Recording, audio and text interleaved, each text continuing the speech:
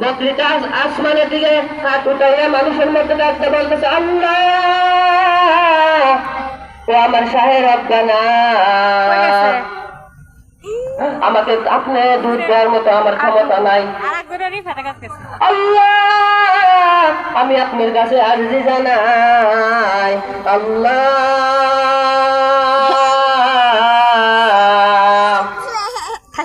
আমার তামাম শরীরের রক্ত পিপাসিত করিয়া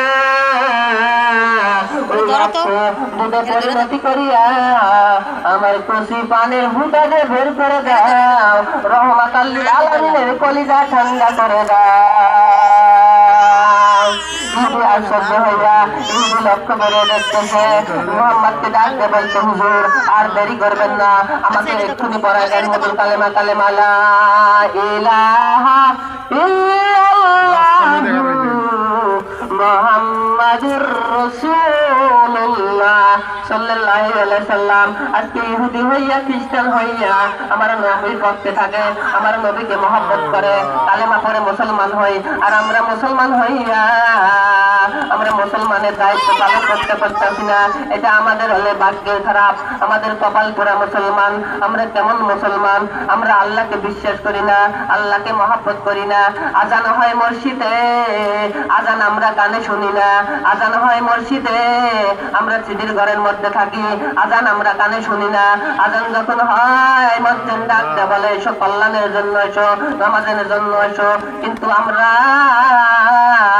ওই আল্লাহকে মানি না, আল্লাহর তরিকা অনুযায়ী চলি না। সম্মানিত হাজিরিন, আল্লাহ সুবহানাহু ওয়া তাআলা আমাদেরকে দুনিয়ায় পাঠাইছে দাসত্ব ইবাদত করার জন্য।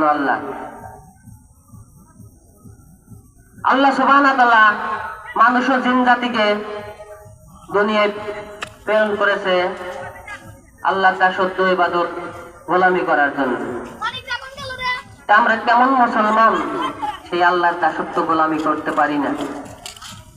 বুঝবো যেদিন বেটা লোকাল সোজা হয়, তাপস হতে গেলে তেরি মানুষ সোজা হবে কবরেতে গেলে, কবরে গেলে সোজা হবে, কিন্তু ওই দিন সোজা হয়ে বা বুঝে কোনো লাভ হবে না, কোনো ফায়দা হবে না। দুনিয়ার মধ্যেই আমরা সচেতন হয়ে যাই, আল্লাহর হুকুমের তালিকায় চলি, রাসূলের হুকুমের তালিকায় চলি। মা বোনদেরা আপনারাও পর্দাশীল, পাঁচ ওয়াক্ত নামাজি হয়ে যান, স্বামীর কথা মেনে চলুন, স্বামীকে সম্মান করুন। আল্লাহ সবাইকে বুঝ দান করুন, আমিন।